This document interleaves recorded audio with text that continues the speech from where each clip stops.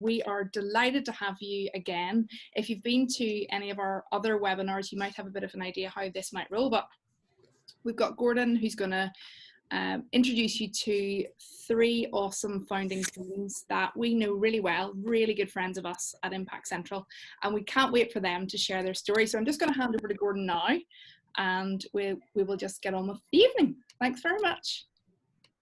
Okay, thank you, SL. It's great to have you all joining us again. We're on week 3 of our webinar series, and I am absolutely thrilled tonight that we have, as SL mentioned, we have 4 founders who represent 3 amazing startups that are joining us tonight. And one of the questions that we often get is, what exactly is an impact startup? And if that's your question, tonight you're going to get a great answer from 3 different startup businesses. So I think that'll be really interesting for some of you to hear some of the businesses we worked with in the past. I'm going to turn it over to them shortly to have them introduce themselves.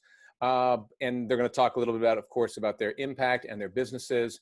But I wanted to say, first of all, tonight's webinar is called Navigating the Fundraising Minefield. And what I wanted to say is that each of these 3 ventures is actually still in the process of raising their capital.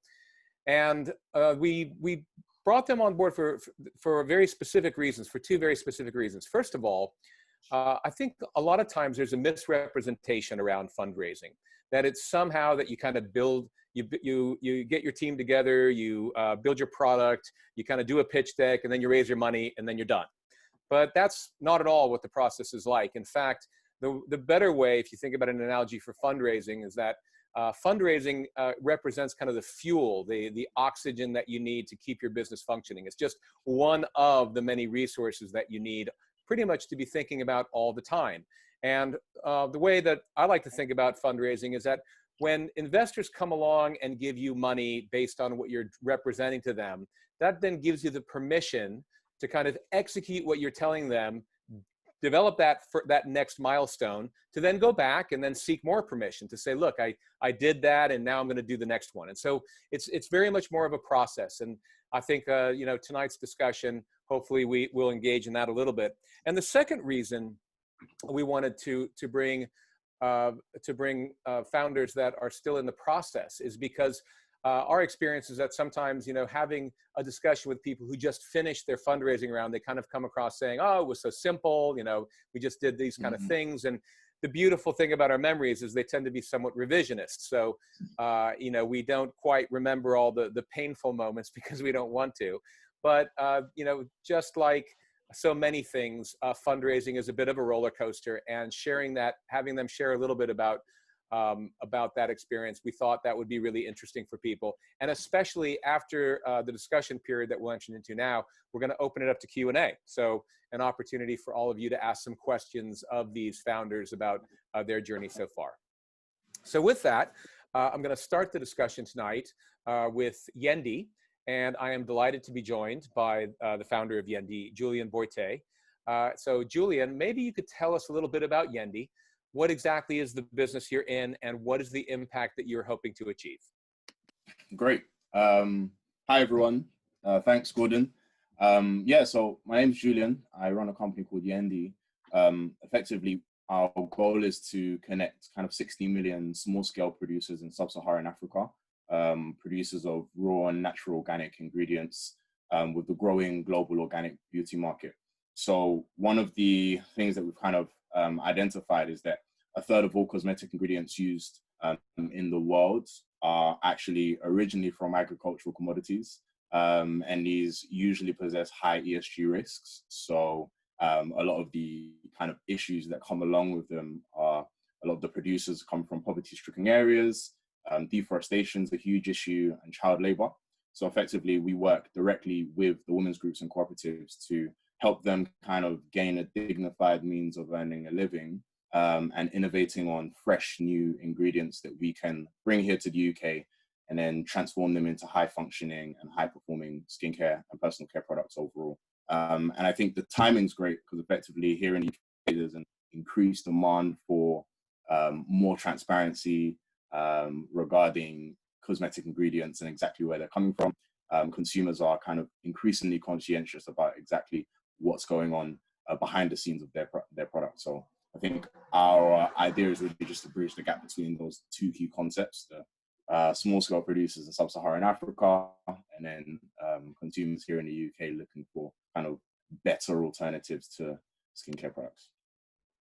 Okay, thanks for that, Julian. Maybe just two quick follow-on questions. You're looking to raise capital. Can you tell us how much capital you're looking to raise, and what do you need that money for? Yeah, of course. So we're raising, well, the goal is to raise £150,000.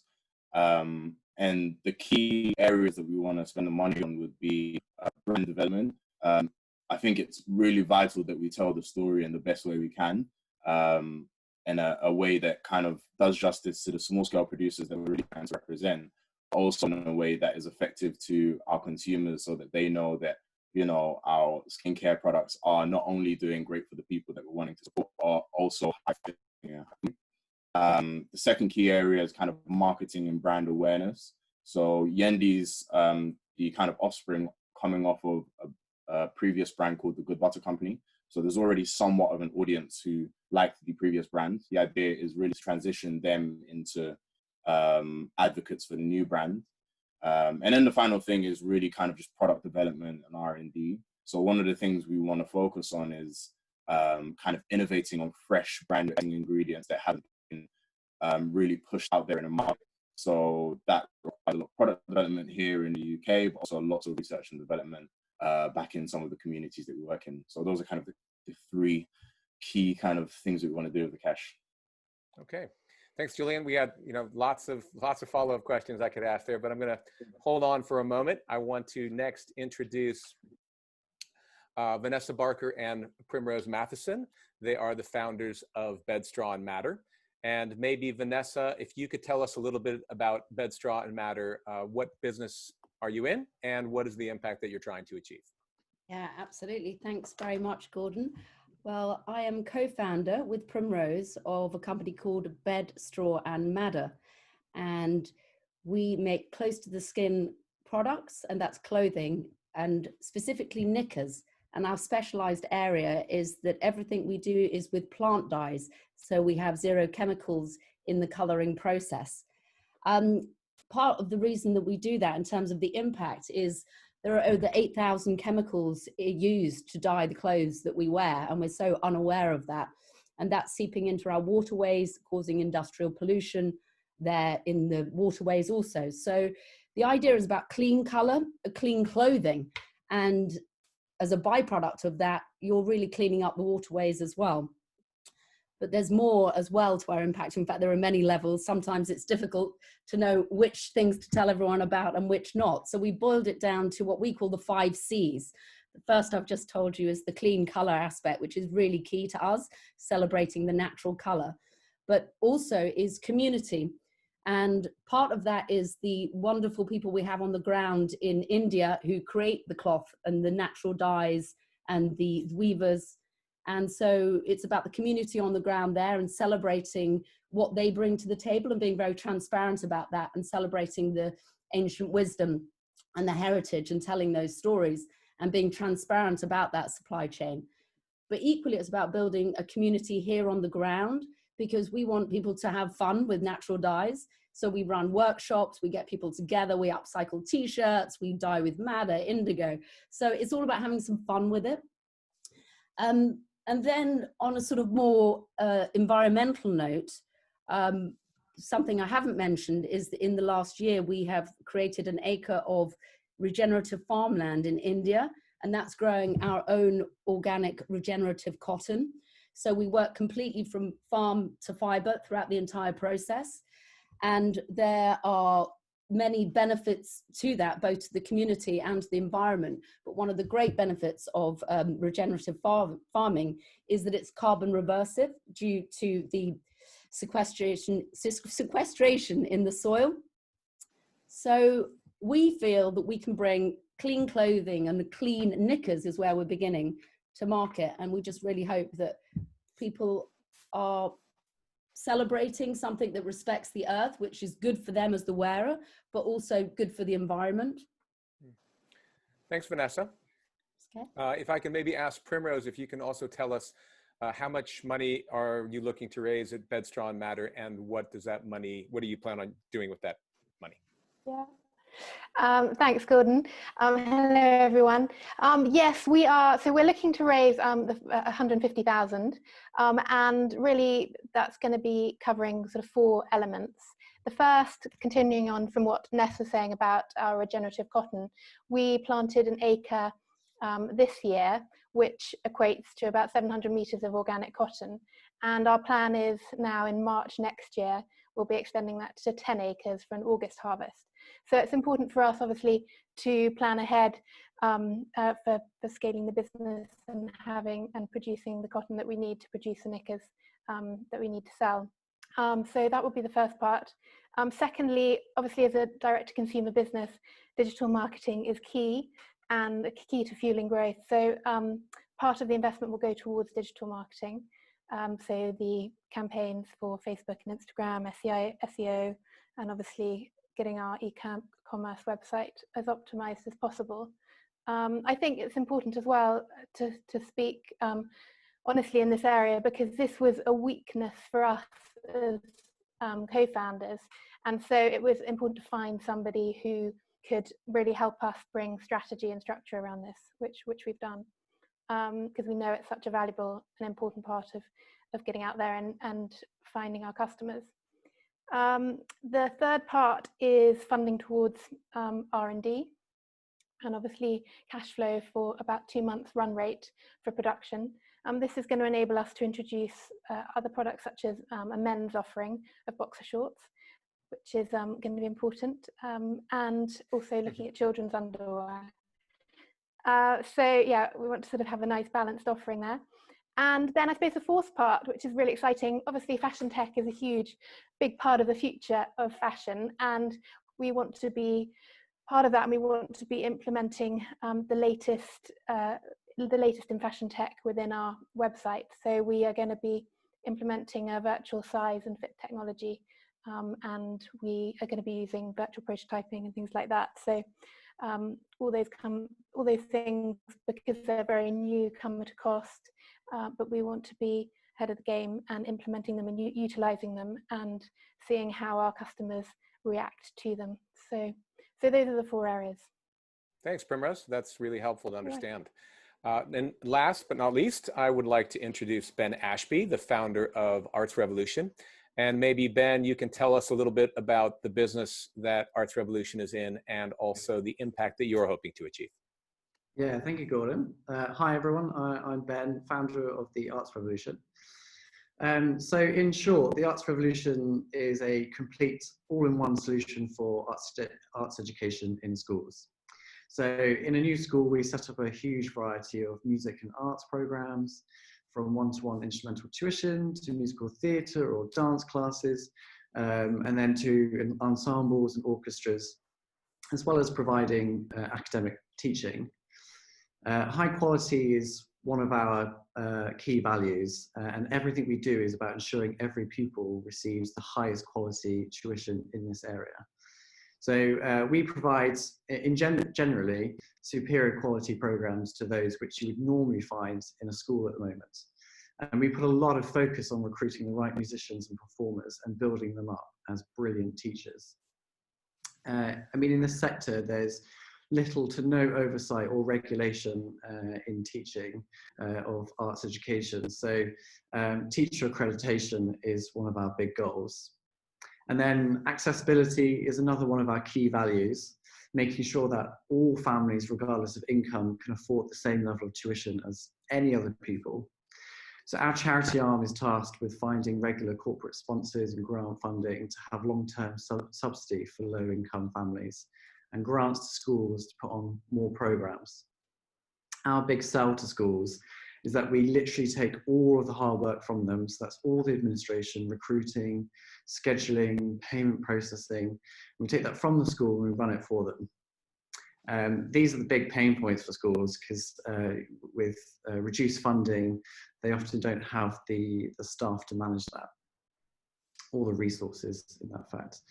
And then another key value of ours is innovation. So this is all possible only with a sustainable revenue model and ultra slick efficiency. So the development of our new digital platform is key to our scalability. We've developed the beginnings of a platform which already allow us to make huge efficiencies through automating complex tasks and giving our parents basically a really great user experience, as well as the teachers and the school. So, yeah. Thanks for that, Ben. Maybe you can also tell us how much are you looking to raise and what do you need the money for? Yeah. So we're looking to raise the SEIS limit of 150,000. The raise would all be for growth. So with a third going to fully developing the platform that I've just talked about, a third to scaling up and marketing to onboard new schools, and then a third to invest in a team that can help us carry out this growth, basically. Great. You know, one thing that strikes me when I listen to all three of you speaking is that you all have a very clear idea of what you need the money for. In other words, you have clarity around your business plan. You're confident that you understand what are the areas where you need to be investing in, because those are the areas that are going to help you crack this opportunity. And so maybe I can first go back to Julian. Julian, I've seen the detail in your financial model, which is extensive. And maybe you could just talk us through a bit that journey of development that you went on, thinking about the business development and the financial modeling of that around your business plan and your funding needs. Yeah, of course. So kind of for context, the business originally started in 2018. I kind of launched a proof of concept brand called the Good Butter Company. And effectively, I was selling raw ingredients direct to consumer online and at any kind of event that I could find to sell products.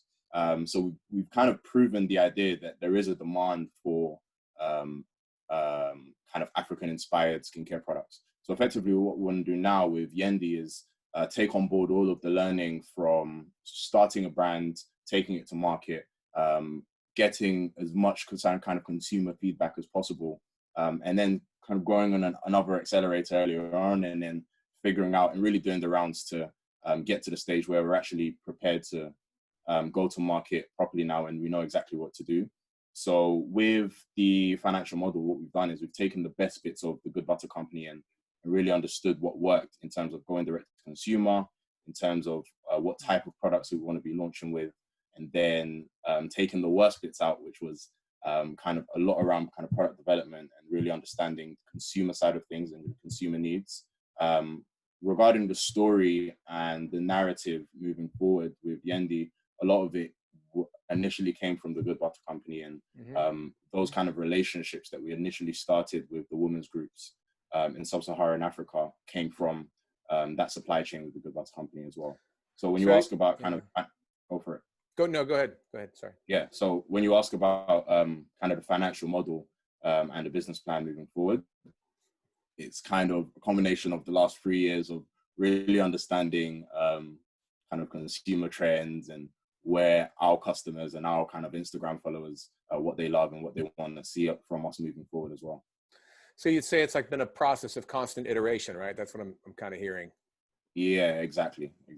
Okay. And even little things down to like the name change, for example. So we decided to go from the Good Butter Company to Yendy because we found that a lot of our consumers at kind of first time they heard of us, the Good Butter Company would mistake us for food or food brands. So even the idea of moving to Yendy was just being a little bit more abstract, a little bit more fun, and something that we could work around when it comes to branding as well.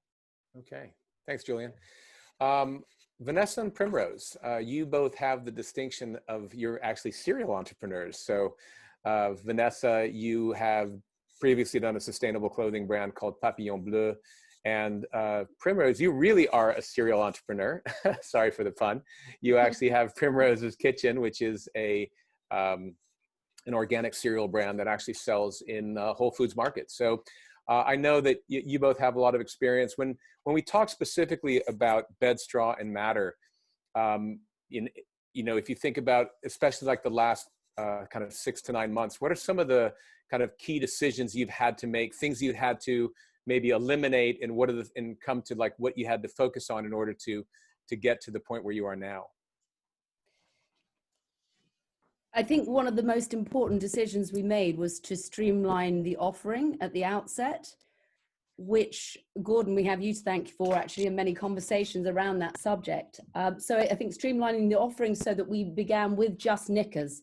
So yes, we understand there's a broader market for a close to the skin clothing, which can fall into sleepwear, loungewear, but really to begin with, to be able to really, really spend our time and focus in on that product, get that product perfect.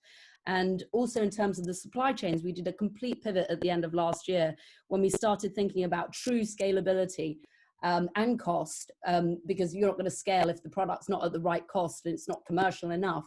So we moved the knickers from made in Europe to made in Sri Lanka, which has drastically affected, the price that we can offer at. And we were always very keen that it should be accessible.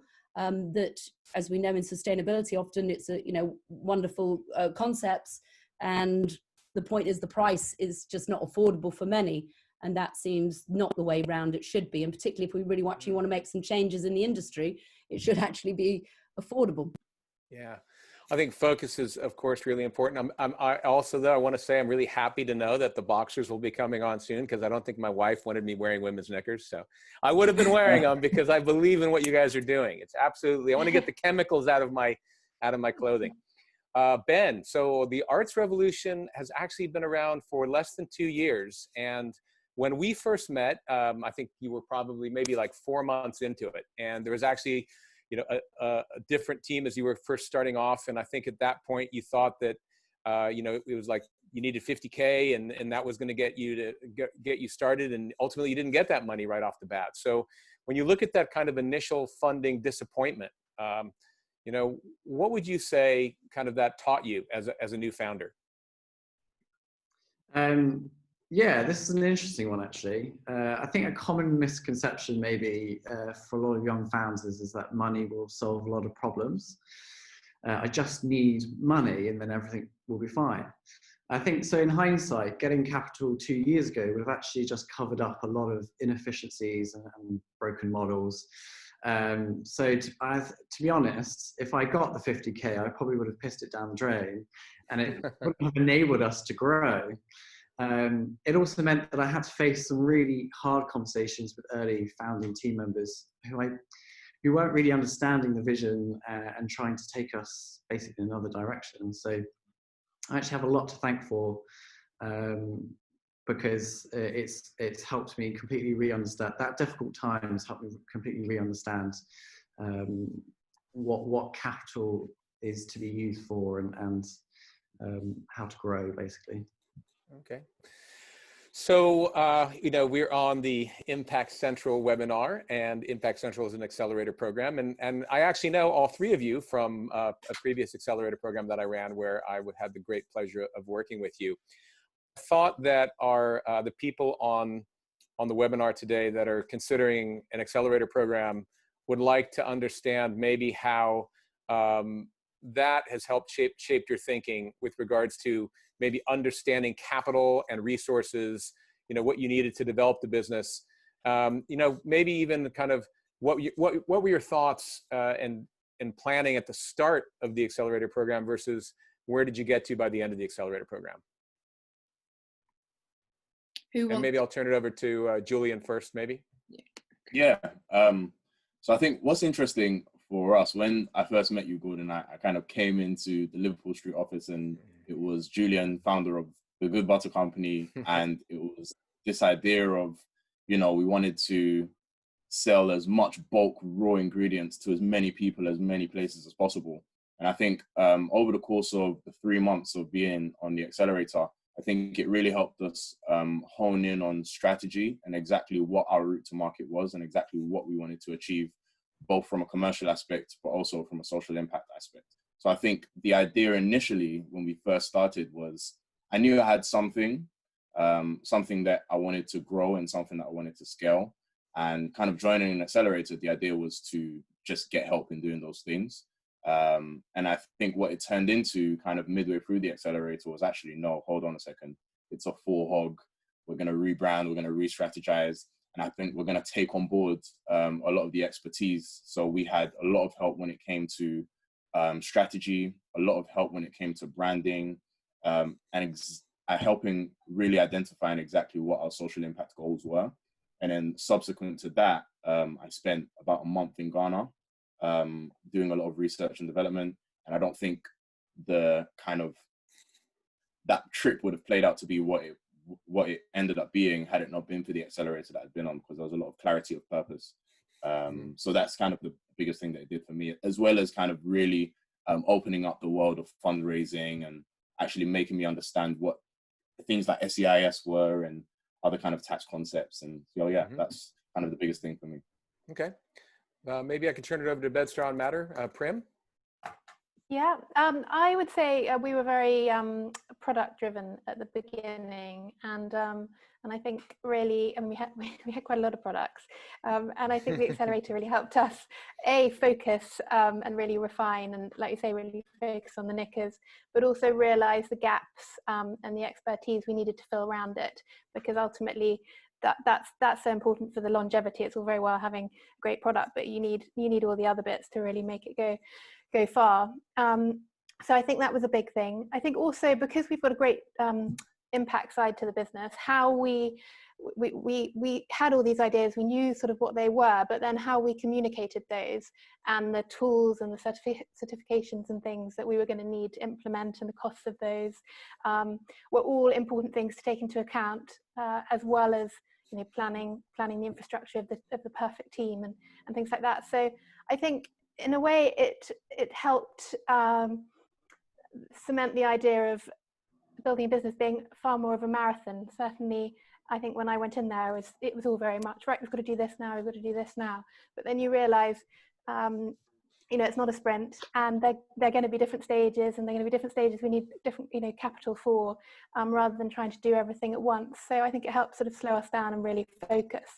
And I think ultimately what was really helpful was the sort of personal transformation, being able to actually sort of communicate better with one another and increase our efficiencies between us, divisions of roles and all that sort of thing, which I think ultimately will benefits the business overall and our efficiency within it.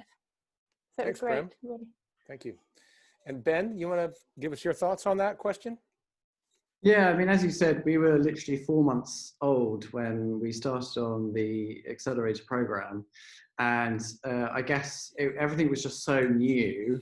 And I kind of had just had an idea and started on a whim, basically. So I was learning as I was going. So my strategy at the time was just get more and more schools, and then we'll have more revenue to be able to refine the processes, etc. And what the accelerator has basically done is it's been a very condensed MBA almost, like every topic you can think of, from branding to financial modeling to networking. It's taught me to refine all our processes and really get a solid model that's scalable and just really efficient. And it's taken a lot of iterations to really understand exactly what we need to do. I mean, I think I went through like maybe 50 iterations of who we are, the mission statement, right, what we do. And I constantly being like, I'm almost there, but it just doesn't feel quite right. And so the whole process has really helped. I've got the end vision, and that's never changed really. But it's how do we get there? How do we structure it? And how do we make this work? So yeah, that's sort of been my experience. Thank you. I think that's really insightful. All of your answers were great. I know that there's a lot of questions out there, and I'm going to turn it over shortly, but perhaps one question that you're going to get, because I mentioned at the beginning of the webinar that you're all in the fundraising process, was, what's your next step? What are you going to do next? And I thought I'd kind of nip that one in the bud. So it's really exciting that the three of you are going to be the first startups that we launch on the Angel Network. So that is super exciting. That's going to happen towards the second half of September, which is great. It's coming up really quick. And I know that you're all going to be really successful in raising capital, because you guys are, first of all, your businesses are all amazing. But also, one of the things that we like to say is that great founders make great startups, and you are all great founders. So first of all, just from me, I just wanted to thank you for your time and answering my questions. And I'm going to just turn it over to SL now. And SL, would you mind taking care of the questions that we've gotten from people? Sure. So I'm not wonderful at multitasking, but let me try. So, okay.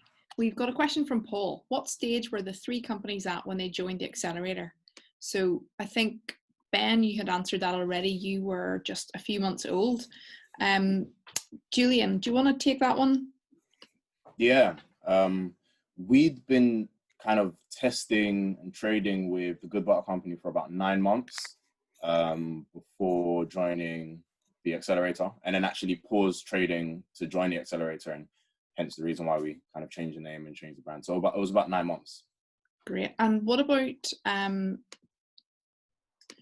you guys, Vanessa and Prim? What stage were you at when you joined? We were very much in research and development on the basis that plant dyeing is not easy, achieving color fastness at industry standards. So we were trialing in different places, and we'd been going for realistically in full about 8 months, Prim. Is that right? Yeah. Yeah. Awesome. Awesome, that's great. So someone has asked, what characteristics or aspects do you look for in potential investors? Gordon, do you want to maybe start that one, or would any of the rest of you like to? Why don't you guys want to take that? One of you? Yeah. I think for me, I'm looking for someone who is as precious about kind of the commercial opportunities as they are about the social impact and what we want to achieve there. I think I'd love for kind of my investor updates to be as focused on commercial gain as they are social impact as well. I don't think the two are mutually exclusive, and I think for me that's kind of the biggest thing. I think if I can be or feel the same amount of pressure to perform commercially as I do to perform for the people that we're trying to support in sub-Saharan Africa, I think that for me would really be something great. Awesome, thank you, Julian.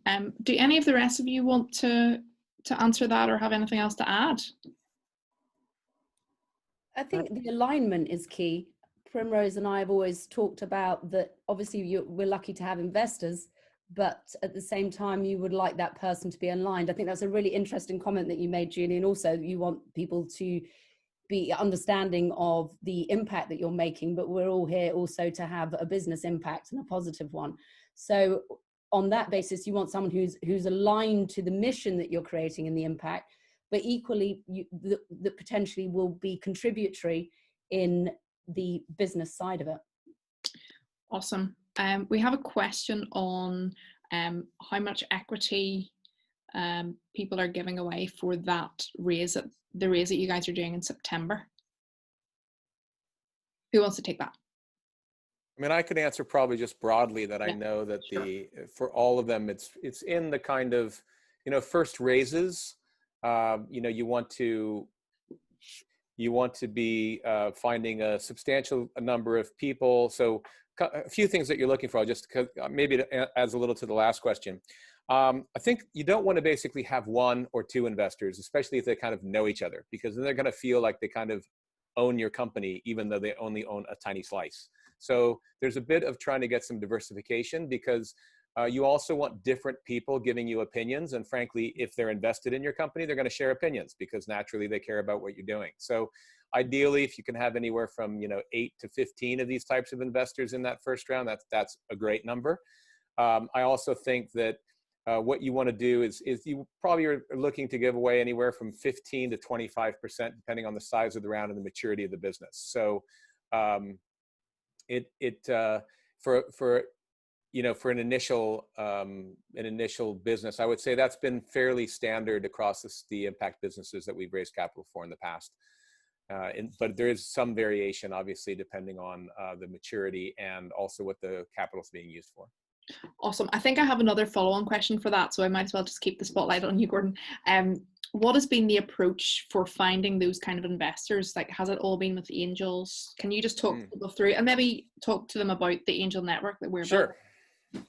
So we've raised, I think in the last, probably the last year, we've raised about $1.5 million for 6 different impact companies, from basically high net worth individuals that are interested in impact. So the good news is, I would say, to a person, they meet the type of characteristics that were described by Julian and Vanessa, in that you know, they care deeply about the impact. Otherwise, they just wouldn't bother, because there's other things that they could be investing in. So they naturally have to be interested in the impact. I think the challenge has been that, frankly, it is a small, even though, you know, for some of the founders out there, and a lot of us, we might think that 10 or 20,000 is, you know, a decent amount of money, maybe 30,000 that some of these people are putting to work. But these are individuals that are that have, you know, a certain amount of salary. This is kind of a small portion of the amount that they're investing that year, but as a result, they don't want it to be too much of a hassle. And so I think one of the key challenges that you have to struggle with as an entrepreneur of a startup is that you have to be able to bring the process forward in such a way that it actually makes it very simple for the investor. In other words, you want to break it down to, they trust everything that you've said, and the decision is just coming down to whether they like your business and you or not. All the other things about documentation, legal, you know, how things have been taken care of on that front, any due diligence they have to do, has to be super simplified. And that's basically the approach we're taking with the Angel Network, is that we are creating we're creating a hub. So it'll be a marketing website that gives some information about the businesses, and then a hub that the investors have to identify themselves under certain parameters to enter into, so that, you know, the information is somewhat confidential. So we want to restrict that to people that are really interested, and then they would, you know, they have self-selected themselves as to be the type of people looking for impact investments. So that's kind of the structure of the Angel Network, which, as I said, will launch in the second half of September. Awesome. Thank you so much, Gordon. I'm sure you've all seen the question in the chat about Abhishek has said that they have developed a preliminary idea, and they're a bit worried about the fact that they don't necessarily have an MVP, and should that put them off applying to an accelerator program, because they feel like they're caught in a catch-22 situation. What would you say to someone in that situation? Maybe one for you, Gordon, as well. Well, yeah, I mean, I'll take another one, I guess. Yeah, I think it's a good question. I would kind of take it back to the answers, though, that we got from all of the founders on this. And if you're I think there's a bit of a parallel here, which is, you know, we're going to put a huge amount of resources available to the founders that they can take. We want them to take all of those resources, all the people that we're going to get them engaged with, all the mentors, all the experts, our own time, all of these things, and even the group that's around them. And so for the right individuals, that's an opportunity to just supercharge your opportunity. You can take it forward, you know, 10x, 100x if you're kind of in the right point.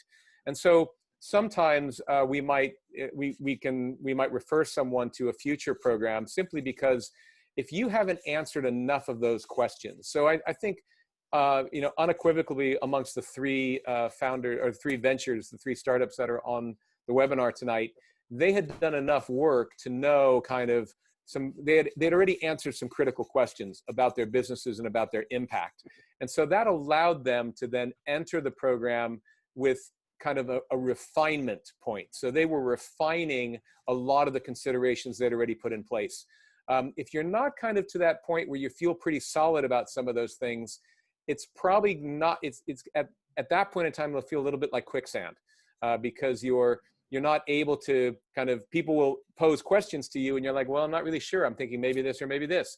And so you have to be at least to that maturity that you can be definitive about some of those answers, or at least say, well, right now, this is the direction we're going to go, and we're going to drive that to the end to see where it takes us. Awesome. Thank you, Gordon. this is one for all of you guys. So what sort of legal structure have you set up for your businesses?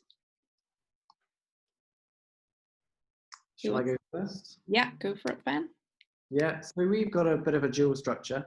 We've got our company limited by shares, which is delivering the services, and so has all the contracts with the schools and the teachers, and that's what delivers the high quality tuition. And then we've got our charity arm, which is owns about 25% of the company, which will be looking for grant funding, corporate sponsorships, and we'll be running those programs that will help disadvantaged schools and families to access tuition and run various programs. So that's how we're set up. Awesome. Thank you, Ben. Anyone else want to take that one?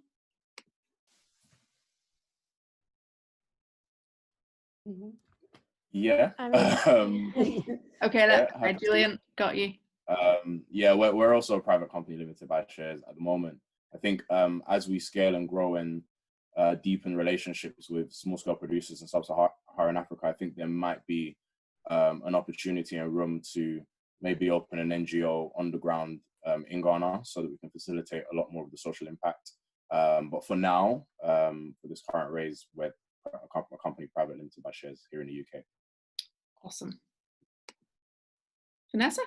Yeah, very straightforward. Limited company and Prim and I 50-50 with a small amount of shares with Researcho, and obviously looking to the next stage. Awesome.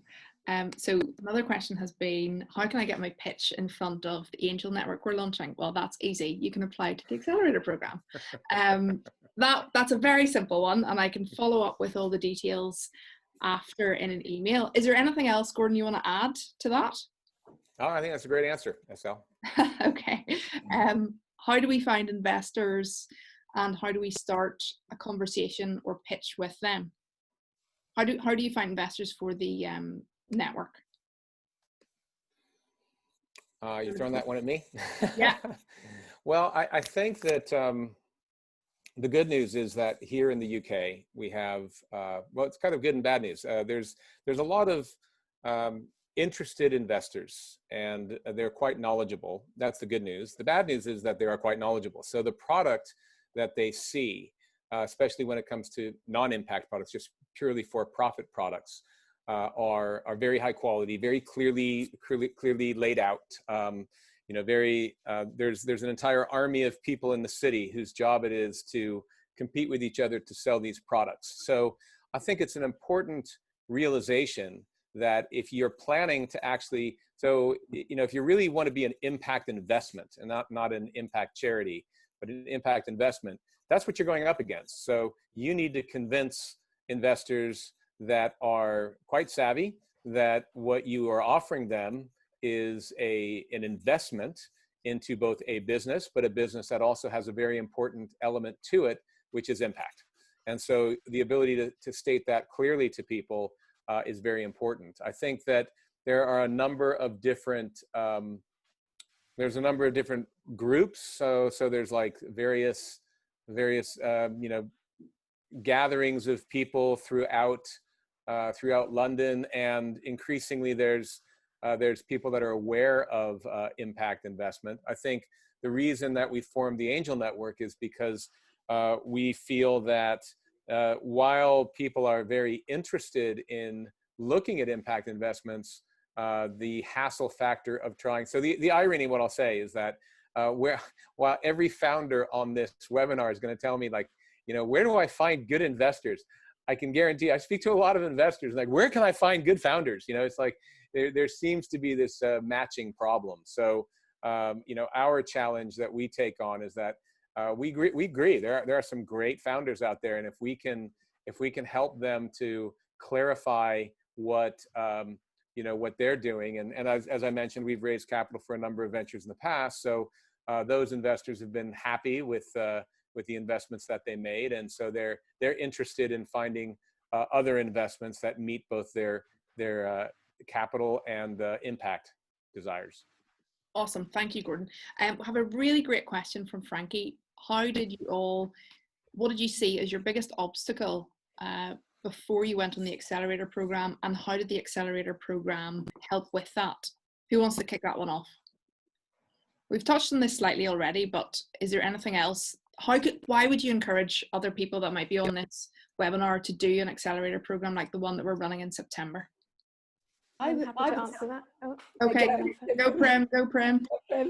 Well, no, I think support is a massive thing. You know, support networks for anything. It's all about community. It's all about talking to people and connecting with people. And I think for us, I mean, Ness is based in Oxford. I'm based down in Dorset. And I think actually being able to come together for a focused time in central London, where everything's happening. I know a lot of startups and things are already based there, but just certainly that focused time together was really, really helpful, and really good at sort of helping us progress quickly and meeting people and talking to people who, you know, ultimately could help us find the right investors that we needed for the next stage.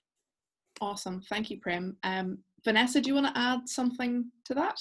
Yeah, it's interesting because the wording here, hi Frankie, is that what did you see as the biggest obstacle? And I think what the biggest obstacle is the thing that you don't see.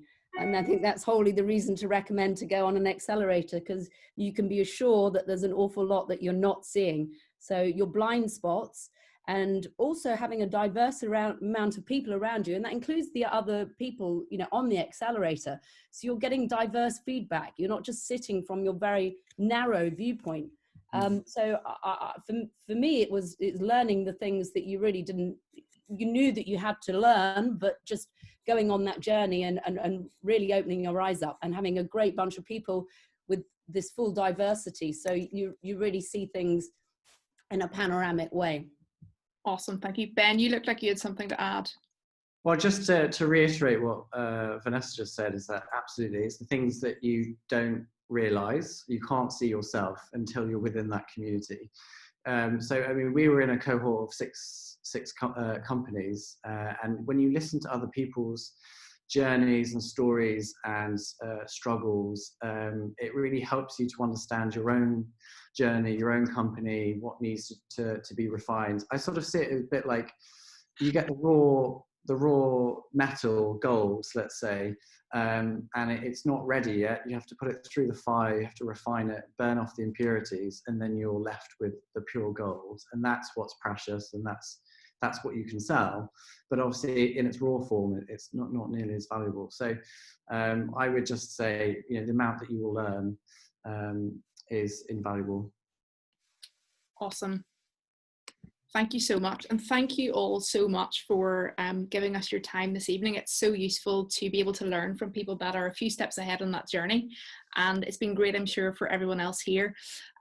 Just a little from our side of things. So as we have been speaking already, we are running an accelerator program in September. If you are an impact business, or you have an idea for an impact business and you want to take that further, then we'd love to hear from you. I'll send some information in an email after the event. Next week, we have a webinar, and that's around building your tribe.